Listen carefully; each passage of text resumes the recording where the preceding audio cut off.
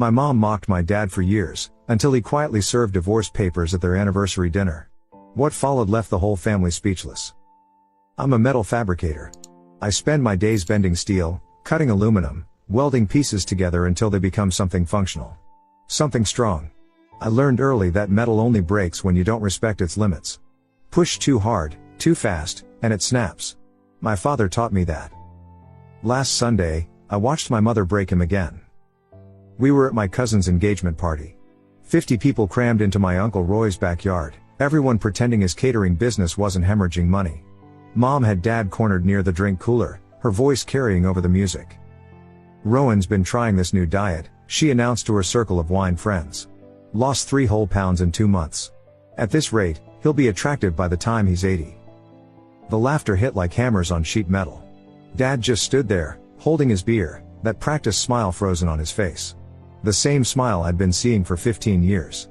Remember when he tried to surprise me with that romantic getaway? Mom continued, warming up to her audience. Booked us a cabin with no cell service. No TV. Just him and his fishing gear. I told him if that's romance, no wonder I drink. More laughter. Roy jumped in, because he always did. At least Diane's honest about it. Most wives suffer in silence. Dad nodded along like he was in on the joke. Like he wasn't the punchline. I wanted to say something. I always wanted to say something. But Dad would catch my eye and give me this look that said let it go. So I did. Every time. The breaking point came 3 weeks later. Dad collected model trains. Had since he was 12. He'd turned our basement into this elaborate setup, mountains, bridges, entire miniature towns he'd built by hand. Some of those engines were worth serious money. Limited editions from the 60s and 70s he'd hunted down at estate sales and auctions. I came by to help him install new track lighting. Found him sitting on the basement stairs, staring at empty tables. Where's your setup? Your mother thought it was taking up too much space. She made you pack it up? She donated it. To Goodwill. Said she thought it was junk I'd been meaning to get rid of. The way he said it. No anger. No surprise. Just acceptance. Dad, that collection was worth at least 20 grand. I know. So fight back. Tell her she owes you. What's the point? He stood up, brushed dust off his pants. She'll just say I should have labeled it better. That I never told her it was valuable. Then she'll bring it up at Thanksgiving, make everyone laugh about how I'm crying over toy trains. That's when I noticed the changes. Dad had always been an open book. Left his phone anywhere, never locked his home office, shared everything with Mom. But lately? Different story. He'd installed a lock on his office door. Started taking calls in the garage. Had appointments on Saturdays he wouldn't explain. Just errands, he'd say. Mom didn't notice. She was too busy with her real estate staging sideline and her wine nights with Teresa, Roy's wife. They'd redone their whole social media presence, posting about living their best life and cutting out negativity. 2 nights ago, I stopped by to return Dad's socket set. Mom was at book club. Found Dad in his office with papers spread everywhere. He closed his laptop when I walked in, but not before I saw spreadsheets. Bank statements. Lists of dates and times. Working late? I asked. Something like that. Dad, what's going on? He looked at me for a long moment. Really looked at me. Like he was deciding something. You know what the problem is with being the joke? He said finally. Everyone's so busy laughing, they never notice when you stop finding it funny. What does that mean? It means I'm tired. And when you're tired enough, you start seeing things clearly. I left more confused than ever. But as I grabbed my jacket from the hallway closet, something fell out of Dad's coat pocket. A business card. Lawrence Stern, attorney at law. Specializing in divorce and asset protection. I put it back. Didn't say anything. But I knew something was coming. I didn't confront Dad about the lawyer immediately. Spent 3 days turning it over in my mind like a piece of scrap metal, examining it from every angle. Finally caught him alone in the garage, reorganizing his tool chest for the 3rd time that week. Lawrence Stern, I said. No preamble. Dad's hands never stopped moving. Socket wrenches sorted by size. You went through my pockets? Business card fell out. Ah. He picked up a torque wrench, tested the mechanism. And what are you planning? He set the wrench down, looked at me straight. Watch and learn. That's all I'm asking. Watch and learn. Dad, trust me. For once in your life, just trust that your old man knows what he's doing. So I watched. First thing I noticed, Dad joined a gym. Not some big announcement, no New Year's resolution speech. Just started going every morning at 5 a.m. before work. Mom made jokes about his midlife crisis to anyone who'd listen, but Dad kept going. Second, he opened his own accounts. Caught a glimpse of mail from 3 different banks Mom didn't use. When she asked about a missing deposit, he said payroll made an error. She believed him because why wouldn't she? Rowan never lied. Third, the documentation. Dad started carrying a small notebook everywhere. At first I thought he was journaling or some therapy thing. Then I saw him writing during Mom's birthday dinner last month. Timestamps. Direct quotes. Diane told server I was too stupid to understand the wine list, 7:43 p.m. Roy laughed, suggested she order for both of us like training a puppy, 7:45 p.m. Mom's behavior got worse, like she was testing boundaries that didn't exist anymore. She started staying out later with Teresa. Wine nights became wine weekends. She'd come home Sunday afternoon, mock Dad for moping around while she was actually living. One night she didn't come home at all. Car trouble, she explained the next morning. Stayed at Teresa's. Dad nodded, made her coffee, didn't say a word about the Uber receipt on the counter or the smell of cologne that definitely wasn't his. I broke 2 weeks later. Showed up at Dad's office during lunch. She's cheating on you. I know. You know? Dad pulled out his phone, showed me photos. Mom entering a downtown hotel with a man I recognized, Owen Foster, Roy's business partner in the catering company. Timestamped photos going back 6 months. Private investigator, Dad explained. Worth every penny. 6 months?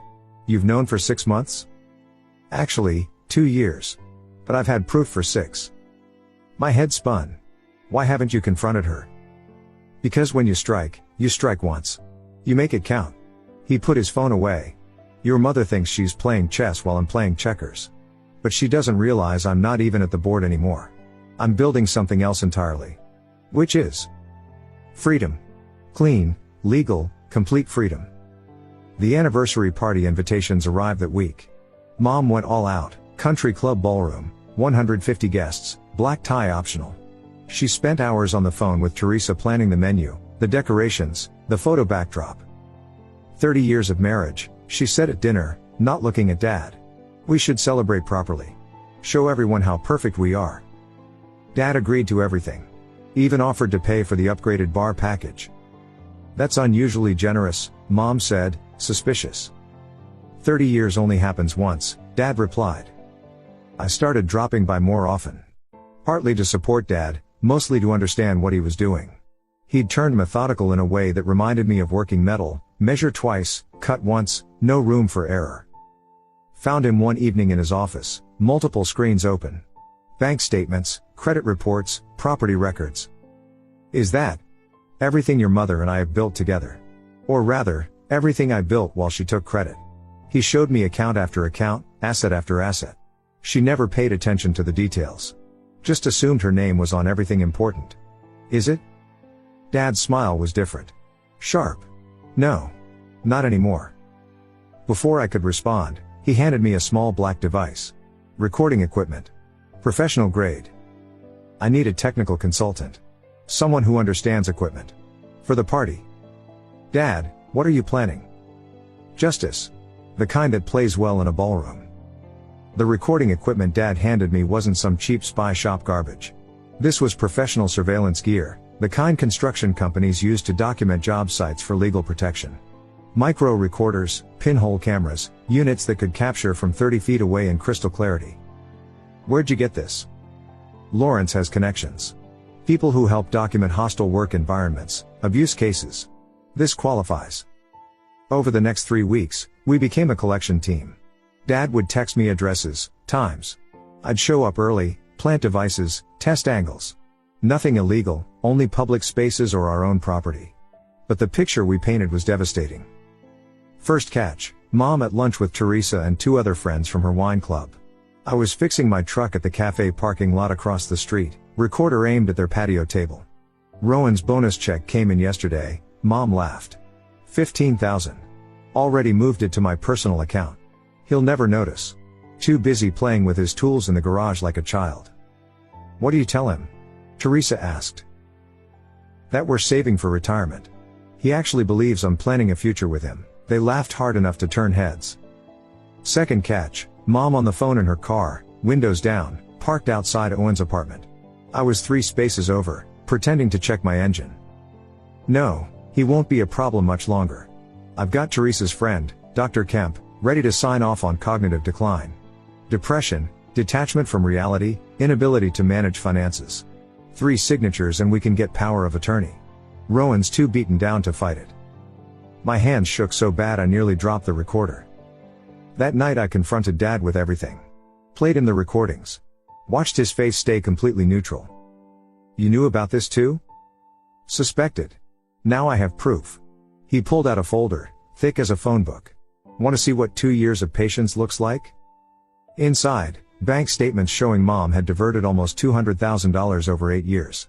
Receipts for jewelry, trips, purchases never discussed or shared. Credit cards opened in Dad's name he never knew about. And worse, Roy and Teresa had been using Dad's information to secure loans for their catering business. 3 loans, $90,000 total, all in default. They're stealing from you. Your own brother. My brother stopped existing the day he laughed while my wife called me worthless at Christmas dinner. Dad turned to another section. Here's the interesting part. Photos of Mom and Owen. Not just affairs stuff, business documents. They were planning to buy property together using Mom's savings. The contracts were already drawn up, waiting for signatures. She's planning to leave you. After she gets me declared incompetent, takes everything, and lets me rot in some state facility. Dad's voice never wavered. But she made one mistake. What? She never learned how water treatment facilities work. Never cared about my job. Didn't know that 5 years ago, I restructured everything through a trust for tax purposes. The house, the investments, the retirement accounts, none of it's in my personal name anymore. It's all in the Rowan Meyer Living Trust, which I control completely. So she can't touch anything without my signature. And mental incompetence? Harder to prove when you have 2 years of gym records, perfect work attendance, and a recent promotion she doesn't know about. The anniversary party was 4 days away. Dad had me install cameras in the ballroom during the venue's walkthrough. Mom was too busy harassing the catering staff about napkin colors to notice. I want every angle covered, Dad instructed. Every word captured. What about the slideshow? Dad smiled, pulled out a USB drive. Already done. Sync to play on every screen in the room. Even the lobby monitors. I went through the presentation that night. It was surgical.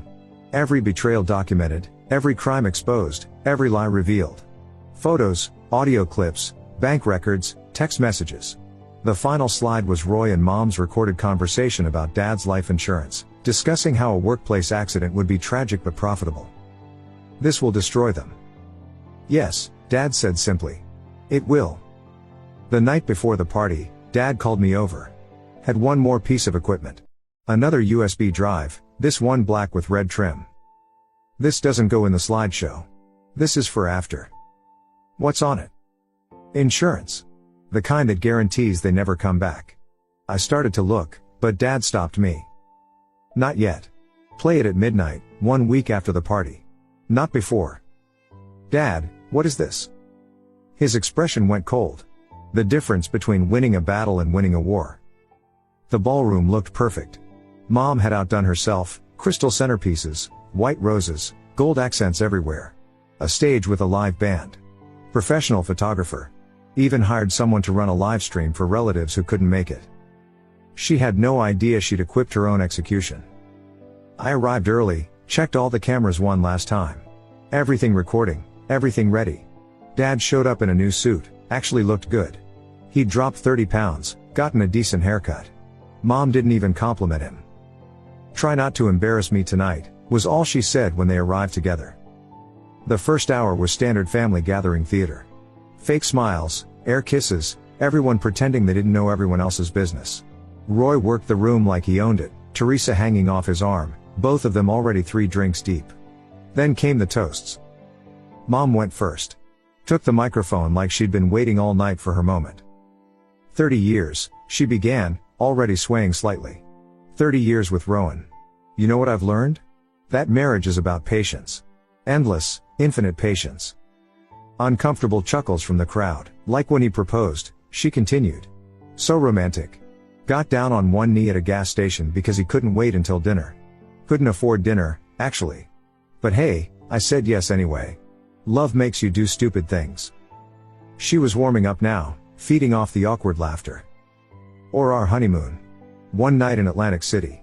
He spent more time at the nickel slots than with me. Should have known then I'd always be competing for his attention. These days it's model trains and his little tools. Boys and their toys, right? Tell them about last year's Valentine's Day, Roy shouted from his table. Mom laughed. Oh God, yes. He got me a vacuum. A vacuum. Said it was practical.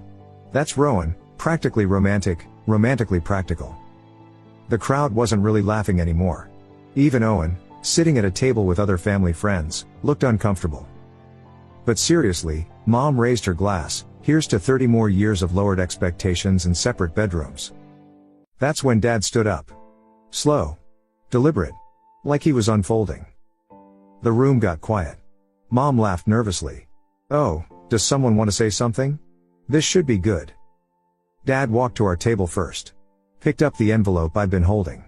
Then walked to Mom, his footsteps echoing in the sudden silence. He placed the envelope in front of her, right next to her champagne glass. Happy anniversary, he said. Voice calm. Clear. Mom ripped it open with a big smile, playing for the crowd. Let's see what romantic gesture. The smile died. Just stopped, like someone had unplugged it. She looked up at Dad, then down at the papers, then up again. Is this a joke? Divorce papers. Filed yesterday. Fault-based. Adultery, fraud, theft. Rowan, what are you? I'm done. That's when Dad pulled out the second stack from his jacket. Placed it on the table. Photos spilled out. Mom and Owen at the hotel. The bank statements. The credit fraud documents. What the hell is this? Roy stood up, started moving toward us. Dad raised a small remote. Sit down, Roy. You'll want to see this. The screens lit up. All of them. The slideshow began. Mom's voice filled the room. He'll never notice. Too busy playing with his tools in the garage like a child. Then the bank records. The diverted funds highlighted in red. Then Roy's voice, power of attorney is easy. 3 signatures and Rowan's money becomes very accessible. Teresa's face went white. She grabbed Roy's arm. He shook her off, still moving toward the stage. I stepped in front of him. Don't move. No. The slideshow kept playing. The loan documents in Dad's name. The credit cards. The affairs timeline.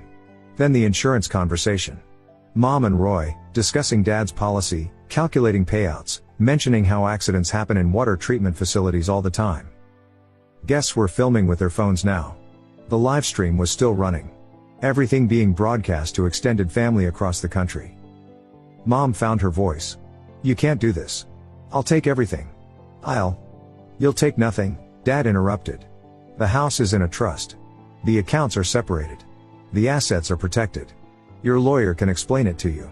Oh wait, you can't afford one anymore. Those accounts you've been filling? Frozen as of this morning. Mom lunged at him, trying to slap him. Dad caught her wrist, gentle but firm. I'm done being your punchline, Diane. She jerked away, turned to Owen. He was already heading for the exit. The slideshow ended with the security footage of Teresa stealing prescription pads from the medical office where she worked. Then Dad turned to me, handed me the black USB drive with red trim. 1 week. Midnight. Not before. He walked out, leaving chaos behind. Mom screaming. Roy threatening lawsuits. Teresa crying. Guests either recording or running. I left too, drive in my pocket, burning like hot metal. The week after the anniversary party was pure chaos.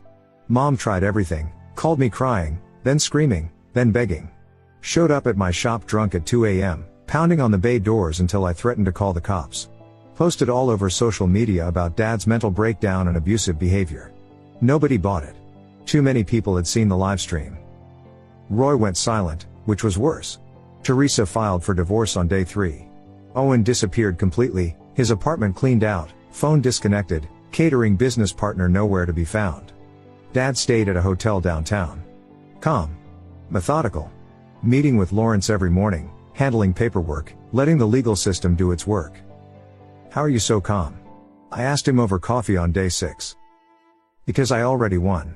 They just don't know how badly yet. That night, the call started. Mom, Roy, even Teresa. All suddenly friendly. All wanting to work things out. All mentioning they'd hired lawyers, found discrepancies, might have grounds to challenge everything. Your father isn't as smart as he thinks, Mom hissed in my voicemail. We're going to bury him. At 11:55 p.m. on day 7, I sat at my computer, USB drive in hand. Dad had texted me once, remember? Midnight. I plugged it in at exactly midnight. One folder. Labeled insurance. Inside were dozens of audio and video files, all dated from the last 2 years. I clicked the first one. Roy's home office. Clear video, perfect audio. Roy and Owen at Roy's desk, spreadsheets open. The Medicare billing is foolproof, Owen was saying. We bill for premium services, deliver basic, pocket the difference. These old people don't know what they're paying for anyway. How much are we talking? Roy asked. $250,000 just from the Riverside Senior Center contract. My stomach turned. Kept watching. Next file, Roy explaining to someone on the phone how to forge Dad's signature. Rowan's too trusting. Use his social, open the accounts, max them out. By the time he notices, we'll have moved the money offshore. Another file, Teresa in what looked like a medical storage room, filling a bag with prescription bottles. OxyContin. Fentanyl patches. Benzos. She was stealing from terminal patients. But the worst was the final recording. Mom, Roy, and Teresa in Roy's kitchen, dated 3 months ago. The life insurance is $2 million, Mom was saying. Plus his pension, the house, investments. At least $4 million total. And Dr. Kemp will declare him incompetent? Roy asked. Already agreed. But there's a faster way. Which is? Mom's voice went cold. Rowan works with dangerous chemicals. Chlorine gas. Ammonia. One mistake, one accident, and... You're not serious, Teresa said. Why not? He's worth more dead than alive. Always has been. Roy laughed. When? The facility does maintenance every 3rd Sunday. Skeleton crew. He always volunteers for overtime. Next month would be perfect. They kept talking. Details. Plans. How to make it look accidental. How to split the money. How long to wait before Owen could publicly emerge as Mom's new partner. They were planning to murder my father. The last file was different. A document. Dad had compiled everything, the fraud, the theft, the prescription substances, and the murder conspiracy, into a single report. FBI header. DEA case number. Federal prosecutor's stamp. He'd already sent it. At the bottom, a note, they'll come at sunrise. Roy's house first, then Diane's hotel. Teresa's already in custody, picked her up an hour ago when she tried to sell scripts to an undercover. Owen's being arrested at Miami International as we speak. Don't answer your phone. Don't talk to anyone. Get to my hotel by 6 a.m. Dad. I looked at the clock. 12:47 a.m. My phone exploded with calls. Mom.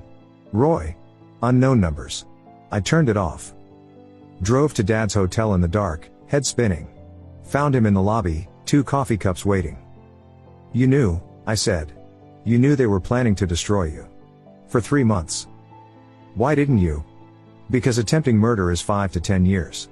Conspiracy to commit murder with evidence of means and opportunity? That's 20 to life. We sat in silence until sunrise. At 6:07 a.m., Dad's phone buzzed. He showed me the message, Roy Meyer in custody. Diane Meyer in custody. Owen Foster arrested in Florida. Assets frozen per RICO statute. RICO? Organized crime. The Medicare fraud made it federal. I stared at him. My father. The man I thought was broken. There's more, he said quietly. One more thing on that drive. A file labeled Geneva. What about it? Open it when you get home. I didn't go home right away. Sat in the hotel lobby with Dad until noon, watching news alerts pop up on our phones. Federal raids in Medicare fraud ring. Local woman arrested in prescription substance scheme. 3 suspects in custody for insurance fraud and conspiracy. Mom's real estate friends were already distancing themselves on social media. Deleting photos, removing tags, pretending they never knew her. You should eat something, Dad said eventually. We went to a diner. He ordered eggs and bacon, food Mom never let him eat. Actually smiled when the waitress brought real butter for his toast. How long were you planning this? The divorce? 2 years. The federal case? That started when I found out about the murder plot. He took a bite, chewed slowly. You know what the hardest part was? What? Not becoming like them. Every night, lying next to someone who was planning to destroy you. It would have been easy to hate. To want revenge that really hurt. This didn't hurt them? This was justice. There's a difference. I went home that afternoon. Found the Geneva file. It was an account. Swiss bank. In my name. Balance, $500,000. There was a note. The money Diane stole was from both of us. This is your half, recovered legally through the divorce settlement. The rest goes to covering what Roy took. You're a good son. Build something. Dad. I called him immediately. I can't take this. You already have. It's been in your name for 6 months. Dad. Let me do this one thing right. 3 months later, the trial started. Mom got 12 years for fraud and conspiracy. Roy got 25 for the Medicare scheme and attempted murder plot. Teresa pled down to 8 years. Owen cooperated with the feds, got 7. Dad sold the house. Bought a cabin up by the lake, 20 acres of privacy. Started restoring vintage motorcycles in a barn he converted into a workshop. Real restoration, not just mechanical but bringing dead things back to life. I visited him last weekend. Found him working on a 1947 Indian Chief, cherry red, chrome gleaming. That's beautiful, I said. Patricia thinks so too. Patricia? The geology professor from the university. They'd met at a coffee shop. She didn't know about the trials, the drama, any of it. Just knew him as Rowan, the guy who restored motorcycles and read books about water tables. She actually listens when I talk, he said, like it was a miracle. We had dinner that night. Patricia cooked. Real food, seasoned properly, nobody counting calories or making comments about portions. She asked about my work, actually wanted to know about metal fabrication. Laughed at Dad's jokes, genuine laughter, not the performative kind. Your father's teaching me to ride, she told me. I'm terrible at it. You're getting better, Dad said, reaching over to squeeze her hand. It was such a small gesture. Normal. The kind of thing couples do without thinking. But I'd never seen my parents do it. Not once in 29 years. After Patricia went to bed, Dad and I sat on the porch. The lake was calm, moon reflecting off the water like molten silver. Any regrets? I asked. 1. What? That I waited so long. Spent 20 years being small. Being the joke. Thinking that was just what marriage was. Why did you? He thought for a while. Because I believed the wrong story. That suffering meant loyalty. That taking abuse meant being strong. But real strength isn't about what you can endure. It's about knowing when to stop enduring. Mom's lawyers are still calling. Trying to appeal. Let them. I have everything documented. Every text, every email, every threat she's made from prison. She thinks she's fighting to get her life back. She doesn't understand that life never existed. It was all built on stolen money and broken people. A motorcycle engine rumbled in the distance. Someone else living their life, going somewhere that mattered to them. You taught me something, I said. What's that? Metal only breaks when you don't respect its limits. But sometimes, things need to break. So you can forge something better from the pieces. Dad smiled. Not the practiced smile from all those family dinners. A real one. Want to learn to restore motorcycles? Yeah, I said. I do. We sat there until the moon set, planning rebuilds and restorations, neither of us mentioning that some things were too broken to fix. And that was okay. Thank you so much for watching until the end.